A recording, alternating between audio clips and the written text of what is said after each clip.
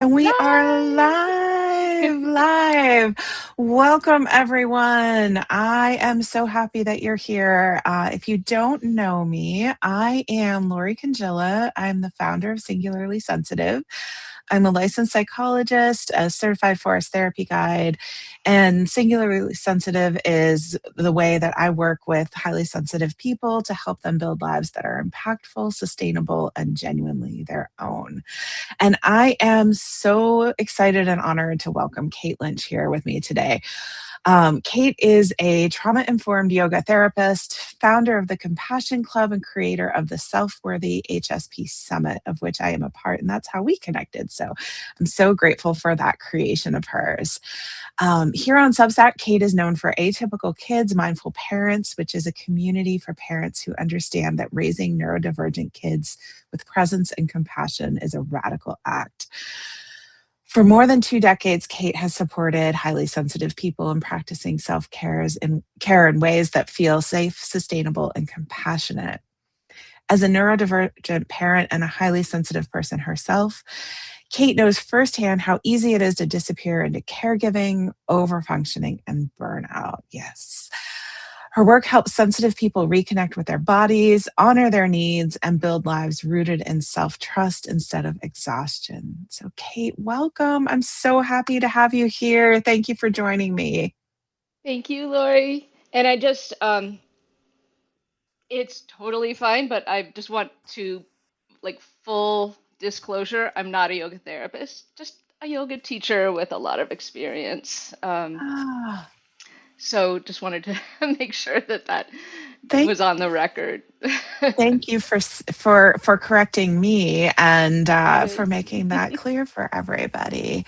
So Kate, with all of your experience, with all that you bring to the world, what made you decide to create a self-worthy HSP summit at this moment?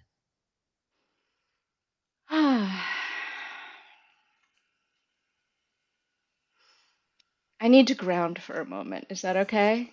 Can we Yeah, do a breath together? absolutely. Okay.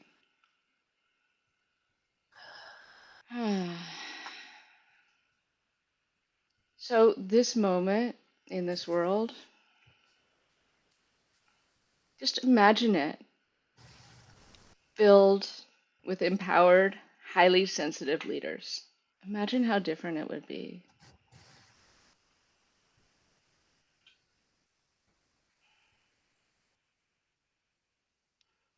That's the kind of world I want to continue envisioning, imagining, and, setting my sights on. What's happening in the world so out of balance. And um, we're here. We're we're like waiting for our moment, and what's holding us back is the root of it is self-worth. I find my mind saying things like I feel or I think, like disempowering my words, but I'm just going to try and say it really straight. Um, yes, there's a struggle of self-care, and like I trace that back in myself and my students. I tried like shortening the practices to 30 seconds. I there's so many things I did. Like people said, "Oh, I don't have time." Well, how about 30 seconds while you're doing something else? It's not that. It's not willpower. You know, Screw those who say it's willpower. It's not right. This is um, it's a cultural pattern, a cultural problem. And once I became a mom, that's when it hit me the hardest. Like, um, self-neglect, putting everyone else first, feeling a lot of shame if I did take care of myself. Also knowing I needed to take care of myself and I needed more rest, and I was completely burnt out and exhausted. And it turned out my son was diagnosed with autism at 3, but like by 6 months, I knew that something was going on. He needed a lot more support than even though he was my first kid, I had worked with so many kids in the past. Um, Keep me on track. Feel free to prod me and keep me on track because I do tend to wander. But I noticed this struggle, and I really followed that pattern of self-neglect back to its roots. And I'm so sick of highly sensitive people blaming themselves for what is a cultural myth that we've been indoctrinated into. And I'm really mad about it, honestly. That's my answer. Yeah. Yeah, no, I love that. Yeah, I think as much as I try not to lead with my rage about how culturally sensitive people have been framed, it's definitely there. It's definitely there. And Well, rage is I, initiatory, right? It yes, gets us moving, exactly. gets us going. If we Exactly. sit in it and try and push it away, it gets, it feels we feel sick. But if we use it to initiate action, it can really be empowering and energizing. And it usually moves on. Yeah, oh, absolutely. And I think, the more we can use it for something that is constructive, like Mhm. your summit creation, the more that rage has that really appropriate channel, it has that chance to make the impact. So, thank you for sharing your own journey and how this connects for you, both personally and in terms of the work that you're doing. Mhm. I know that you've seen this. A lot of highly sensitive people become really expert at caring for everyone else and they completely disconnect from themselves. So, you mentioned the cultural paradigms that play a role in this. Why else do you think Yeah. that happens? I don't think it's all highly sensitive people. Um, but if you're someone who is experiencing this, it's probably because someone told you that your needs don't matter. Someone told you that your feelings were unacceptable, too much, scary. They couldn't handle your feelings. And honestly, like most people in the world are disconnected from themselves in a way these days, but for highly sensitive people, I think it hits harder and it takes more of a toll because we feel more. We take in more through our senses. We just take in more information. Um, so it takes more energy to disconnect, to block out, to disassociate, and shut out all that stimulation. And I know you and I have talked about how so many people end up living from the neck up. Hmm. And I wonder if you could sort of tie that in for all of us. Yeah, I mean, most of us are really deep thinkers, for sure, absolutely. But and also I think that I'm just doing this because I need to feel my body. Also, I think all the focus in in my life, at least, I think in our culture, on like the this visual sense keeps us in our heads. Mm. But we experience our senses also through our whole bodies. So most of our senses are visceral, physical, and they send information up into our brains, but it really comes from our tendrils of our nervous system. So even our feelings, they originate in our bodies. So if you're feeling anything, you might feel like you're, one of my students said, a head in a jar, like you're cut off at the neck or like you're living in your head mostly. But it's, if you really take the time to explore and experience, it's coming from like the origin of the feeling is coming from a visceral or like a gut experience. And if we don't have nervous system regulation skills, then those feelings and those senses for highly sensitive people can feel like a lot, can be a lot. So I think that's where we want to, be less overwhelmed. So we try to stuff everything down and stay up here, Yeah. and um, self-abandonment can help us at least temporarily avoid emotional pain, but it comes at a cost of also avoiding pleasure, joy, Mm. um, the full experience of being alive as a highly sensitive person. Yeah. My dog I is th- does choosing your to dog bite. want to come on live? No, he wants to bite the. I might have to pick him up, but he wants to bite the tripod that my phone is on, so it's Oh, shaking a little. He's being there are really silly. there are Sorry. all kinds of ways that beings communicate with us, and this tripod is not in your dog's best interest right now. Your dog does not Yeah, want that. I'm gonna try and put it up on the table, actually. Okay, No, he wants my attention, of course, but we of just went course. out. He's gotten lots and lots of attention. Whoa, baby. I don't know. I don't know if it's gonna work, but let's see what we could do here. No, probably not. Something I'm always impressed happens. Just give me a if second. my no, take your time. If my dog were in, I have a little Cavapoo and he's like cat Yeah. sized. And if he were in the room with me, he would want to be sitting like on my shoulder, licking my face, making sure that like everyone knew he was here and ready for his Well, close up. yeah, totally. Well, Peanut has gotten way bigger than we expected him to be, honestly. I mean, he's still, he'll definitely think he's a lap dog, but he's 23 pounds now, and he's just turned a year.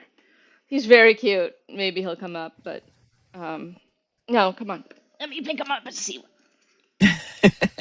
Bring Peanut on. There he is. Hi, There's Peanut. Peanut. Oh, you're a beautiful lap dog. Hello. Say hi to the Yeah, he's a crowd. lap dog that takes up like my entire. Yeah, he's a little bigger than mine. Mine is 6.5 pounds, so it's a Uh-huh. very different feel. And how old is Although yours? my Wicked is 3 years old, so he's fully grown.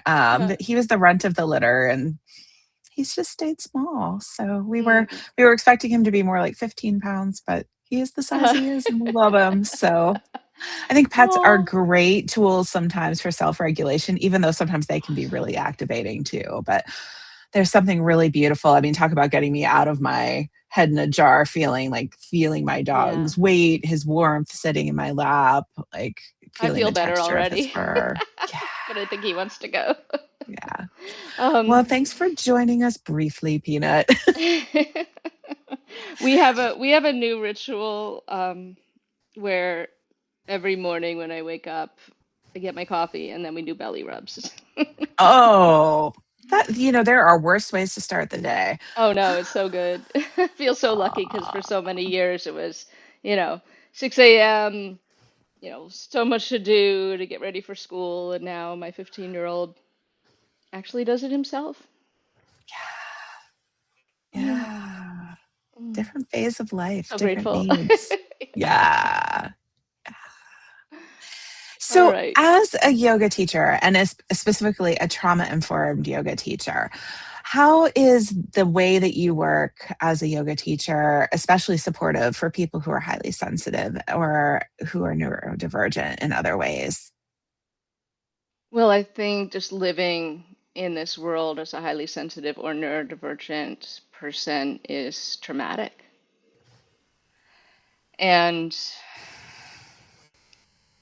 a lot of the nervous system regulation tools that we learned when my son was young apply really well Mm. to me as someone with complex trauma, and to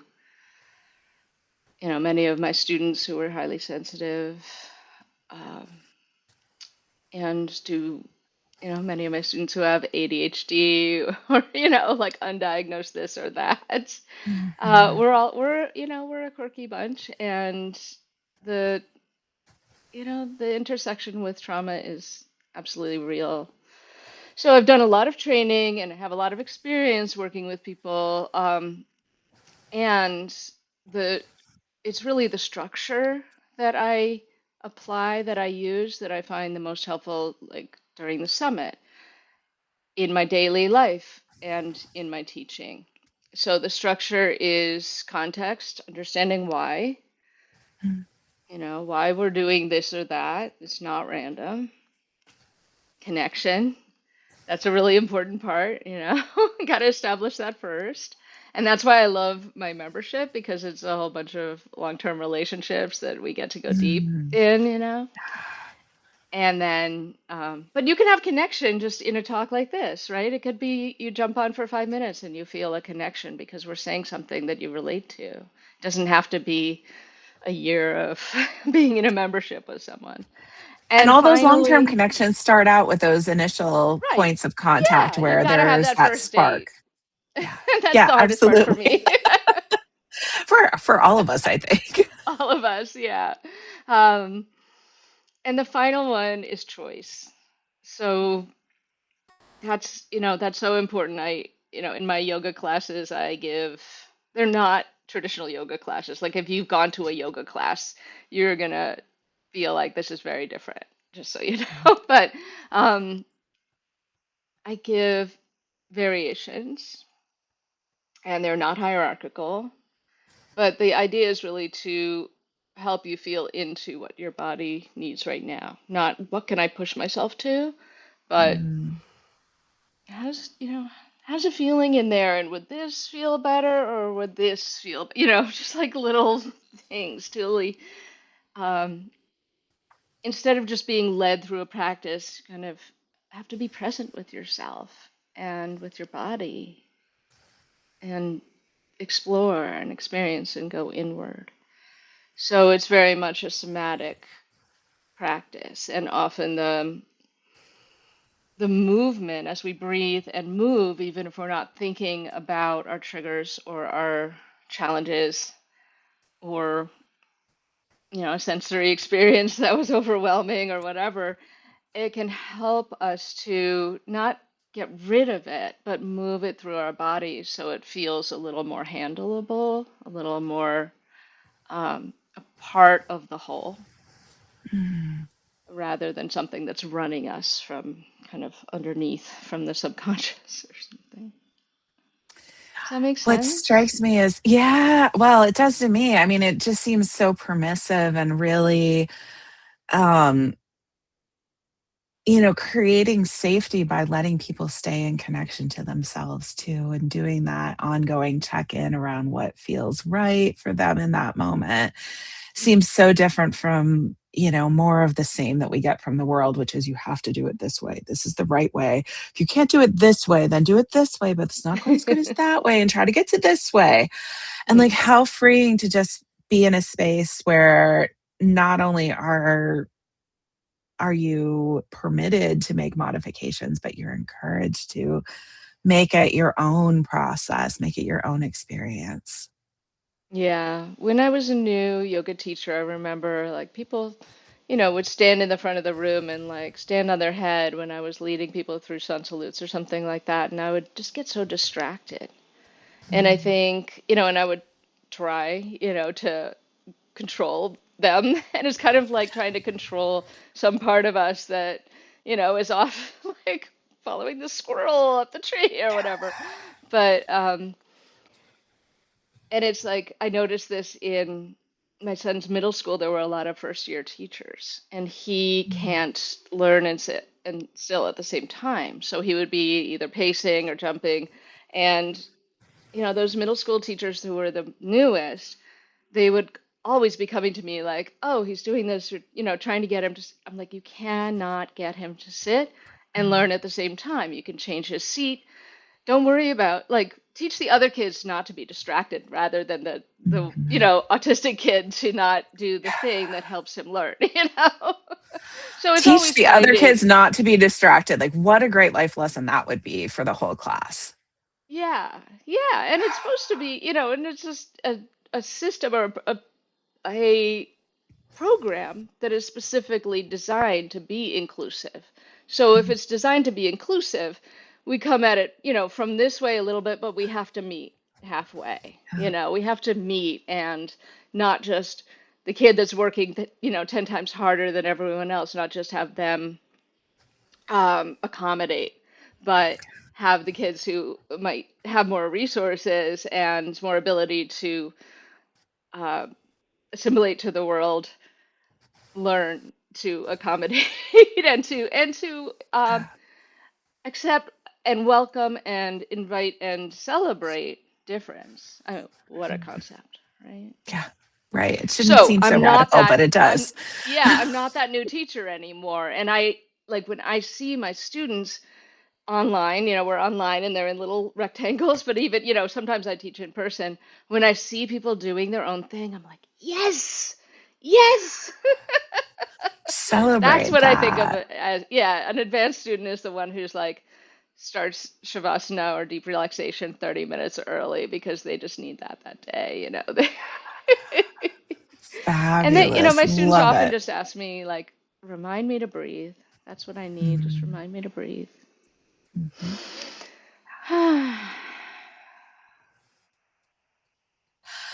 Let's talk about the summit and the yoga session that you're going to lead as part of it. What are your hopes for what people will experience in that space? Mm.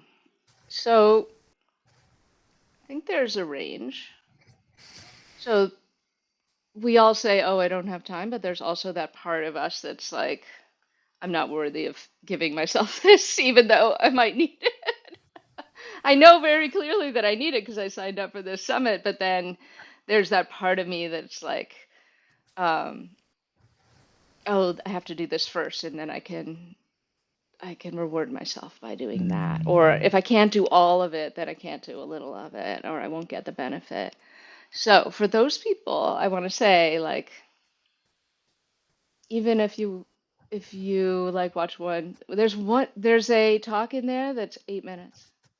Mm. And then there's some that are up to like, yours might be like 23 or something, but they're around, an average of 15 minutes.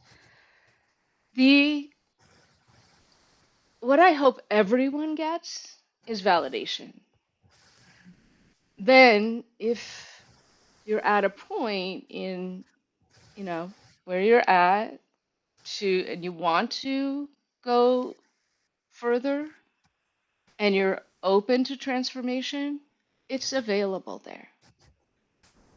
It's created as an arc of transformation. Um, that's the structure. So you shift your beliefs first, or kind of maybe expand your beliefs if you already know a lot, like you might learn it hear it in a different way. Then you bring awareness and compassion in to your body.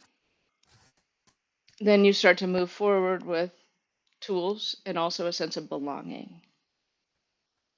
And that can be earth shattering for people who have felt so isolated, so overwhelmed, so head in a jar, disembodied, just um, so yeah, that's what I hope for is like the whole package for you. Yeah. Mm. To walk out of it that empowered person who is ready to take on, oh, there is sustainable self care that I can weave into the life that I'm living right now. Not only that, but I can make changes in the life I'm living right now to accommodate myself, to accept and celebrate my traits and my strengths. I think that's so beautifully said, Kate. I love almost the paradox of having to accept some parts of who we are in order to be able to say, okay, and so I'm going to do something a little bit differently. I'm going to take that extra breath, or I'm going to do this thing that I've been doing other people's way and do it my own way, in that way that Yeah. really feels more true and authentic for me. Yeah, and it ranges from talking about um, joy or um, yeah, really like learning about about like your nervous system and ways to be with all of your feelings without I wish I had the language in front of me of of the speakers, but it ranges from things that are very kind of internal to like at the end, Lisa T, who's also on Substack, um, talks about as a highly sensitive person how to find more meaningful work or create more meaning in the work that you're doing. So it's very practical, and also very etheric, just depending on which of the talks. But one thing I will say is if you are going to pick and choose, which is fine, please pick one from each day. Pick at Mm. least one talk from each day. Don't watch all day one and then walk away. Yeah. Watch a talk from day one. You can watch them all, but then come back and make sure you choose a talk from day two because that'll help you get down into your body with it so it kind of clings to your nervous system, integrates, and then please come back for day three because day three you can choose one of these ways to feel a sense of belonging and take that with you into your life. Like that's, to walk forward from this feeling like you're not alone, that you're held. I can't think of anything more important to get out of it. So, one And from each. I can't think of a more generous gift that you're giving the HSP and neurodivergent community to be able to be a part of this summit and have that experience of being in our heads in a really meaningful way, getting out into our bodies with you via yoga, with me via forest therapy, and lots of other ways with the other Yeah. speakers. And then to really deeply, meaningfully connect with ourselves and with other people and have that sense of belonging and community that so many of us struggle with. It's just a gorgeous summit from start to finish. I'm so delighted to be a part of it, and I just really thank you for what you're doing. I think this is the summit that the world has needed. It's not just another, download a bunch of stuff, stick it in a folder somewhere on your desktop, and never Yeah. do anything with it kind of summit. I mean, I I'm in one of those right now, and like it has its own place too. But this is such a lived Hmm. experience for us. And as a Totally. sensitive person myself, I'd really appreciate being with other people who just get it, who get this Hmm. territory. So thank you for bringing us all together here, and thank you for joining me here on Substack. Before we stop for today, is there anything else you'd like to share? Yeah, I'd like to respond to that. Um, you're welcome, and thank you, Lori, for your contribution because you're Mm. so generous in your contribution. You're going to do a live forest therapy walk with us on Saturday, and that just sounds delightful. And I loved our conversation so much. It really gave me a new appreciation of the tree in the cemetery across the street from me here in Mm. Brooklyn, and um, I I love just that that felt so stuck much with more. you. Oh. Yeah, oh yeah. Totally. And I feel like I've gained and uh, participants are going to gain this felt sense, this like it's beyond just the tools that all of these wonderful experts bring because you're also highly sensitive. And I also loved what you said about the structure of the summit for the presenters, that Mm. you felt like it was not just created for highly sensitive people, but the way that it was designed is um, it holds the highly sensitive presenters as well, the speakers. It So, definitely does. yes, I It can check that definitely off the does. list. Yeah, no, gold star, A plus. It's, And from make start to sure, finish. Lori, that you put your link in the chat. Do you have it? I will. Okay. I should have it right here, huh? And I Yeah. am not, hang Put it in the on, chat folks. I will before we do say that. goodbye. And if This there is are my comments from first those who are Substack watching, Live, so thank you all for being so yeah. gentle and so kind with me. Yeah, put a Okay. heart if you would like Lori to put the link to the summit in the chat.